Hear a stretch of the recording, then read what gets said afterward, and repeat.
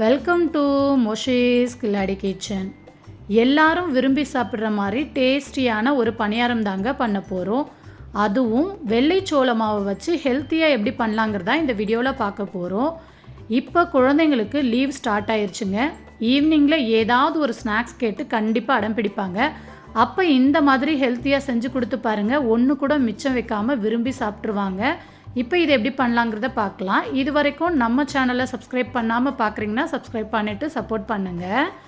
இப்போ இந்த ரெசிபி பண்ணுறதுக்கு ஃபஸ்ட்டு அடுப்பை ஆன் பண்ணி ஒரு சாஸ்பேன் வச்சுக்கோங்க. அதில் 1 கப் அளவுக்கு பொடிச்ச வெல்லம் சேர்த்துக்கோங்க. நான் உருண்டை வெல்லத்தை நல்லா பொடி பண்ணிவிட்டு சேர்த்துருக்கேன்.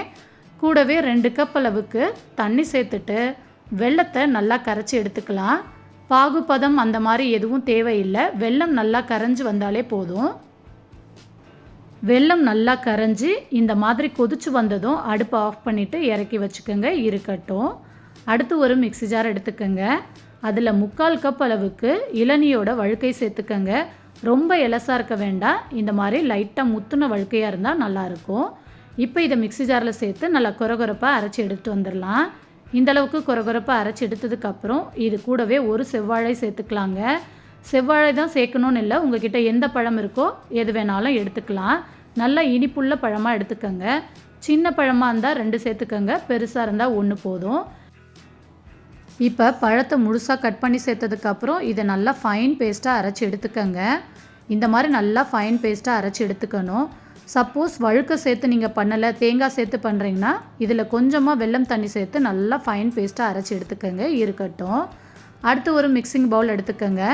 அதில் 1 கப் அளவுக்கு வெள்ளை சோள மாவு எடுத்திருக்கேன். வெள்ளை சோள மாவில் எக்கச்சக்கமான சத்து இருக்குங்க. குழந்தைங்களுக்கு கொடுத்திங்கன்னா ரொம்ப ஹெல்த்தியாக இருப்பாங்க. ஸோ இதை பயன்படுத்தி தான் நம்ம இன்றைக்கி பணியாரம் பண்ண போகிறோம். 1 கப் அளவுக்கு வெள்ளை சோள மாவு எடுத்திங்கன்னா அதே கப்பாலேயே 1 கப்புக்கு கொஞ்சம் கம்மியாக கோதுமை மாவு சேர்த்துக்கங்க. கூடவே 2 பிஞ்ச் போல் உப்பு சேர்த்துட்டு வாசனைக்கு 1 டீஸ்பூன் போல் ஏலக்காய் சேர்த்து விஸ்கு வச்சு இதை நல்லா கலந்து விட்டுருங்க. நம்ம சேர்த்துருந்த உப்பு, ஏலக்காய் தூள் எல்லாம் மாவோடு நல்லா கலந்து வர மாதிரி கலந்து விட்டுட்டு அதுக்கப்புறம் நம்ம அரைச்சி வச்சுருக்க வாழைப்பழ பேஸ்ட்டை இதில் சேர்த்துடலாம்.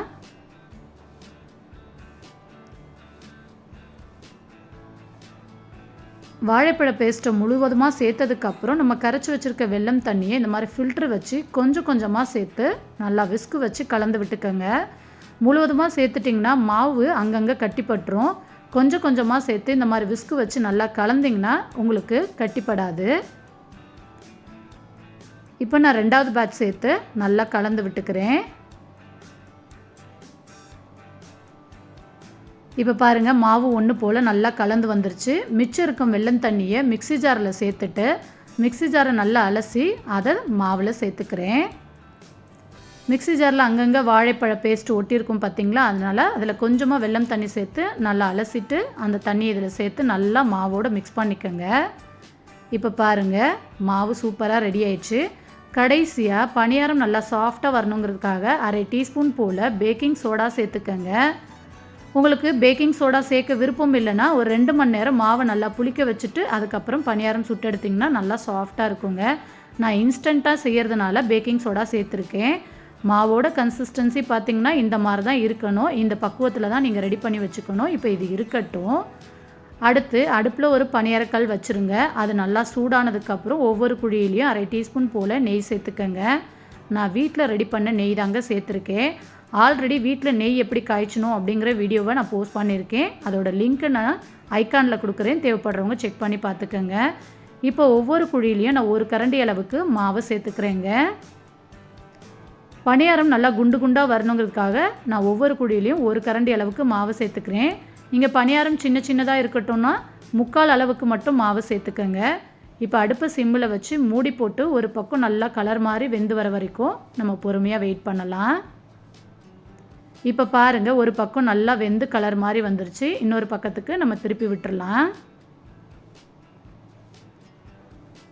குழந்தைங்க லீவில் இருக்கும் போது இந்த மாதிரி ஹெல்த்தியாக ஈவினிங்கில் ஸ்நாக்ஸ் செஞ்சு கொடுத்து பாருங்கள், கண்டிப்பாக விரும்பி சாப்பிடுவாங்க. டேஸ்ட்டுமே ரொம்ப சூப்பராக இருந்துச்சுங்க. எங்கள் வீட்டு குழந்தைங்க ரொம்ப விரும்பி சாப்பிட்டாங்க.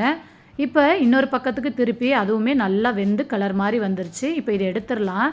பார்க்குறதுக்கே எவ்வளோ அழகாக குண்டு குண்டாக வந்திருக்கு பாருங்கள். இதே மாதிரி நம்ம இன்னொரு பேட்ச் ஊற்றிக்கலாம். இதே மாதிரியே மிச்சம் இருக்க மாவுலேயும் பணியாரம் சுட்டு எடுத்துக்கோங்க. நம்ம எடுத்திருந்த மாவுக்கு தாராளமாக 30 பணியாரம் வருங்க. ஸ்கூல் லீவில் வீட்டில் இருக்க குழந்தைங்களுக்கு ஈவினிங்கில் சுட சுட இந்த மாதிரி ஹெல்த்தியான பணியாரம் செஞ்சு கொடுத்து பாருங்கள். தட்டில் ஒன்று கூட மிஞ்சாமல் விரும்பி சாப்பிட்ருவாங்க. அந்தளவுக்கு டேஸ்டியாக இருக்குங்க. இந்த பணியாரம் எந்த அளவுக்கு பார்க்கவே சூப்பராகவும் நல்லா டேஸ்டியாகவும் சாஃப்டாகவும் இருந்துச்சுங்க. மிஸ் பண்ணாமல் ட்ரை பண்ணி பாருங்கள். ட்ரை பண்ணி பார்த்துட்டு உங்கள் ஃபீட்பேக்கை மறக்காமல் கமெண்ட்டில் சொல்லுங்கள். இந்த ரெசிபி பிடிச்சிருந்தால் லைக் பண்ணுங்கள், ஷேர் பண்ணுங்கள். மறக்காமல் நம்ம சேனலையே சப்ஸ்கிரைப் பண்ணிக்கோங்க. கூடவே ஆளுங்கிற பெல் பட்டனையும் கிளிக் பண்ணி வச்சுக்கோங்க. பாய்.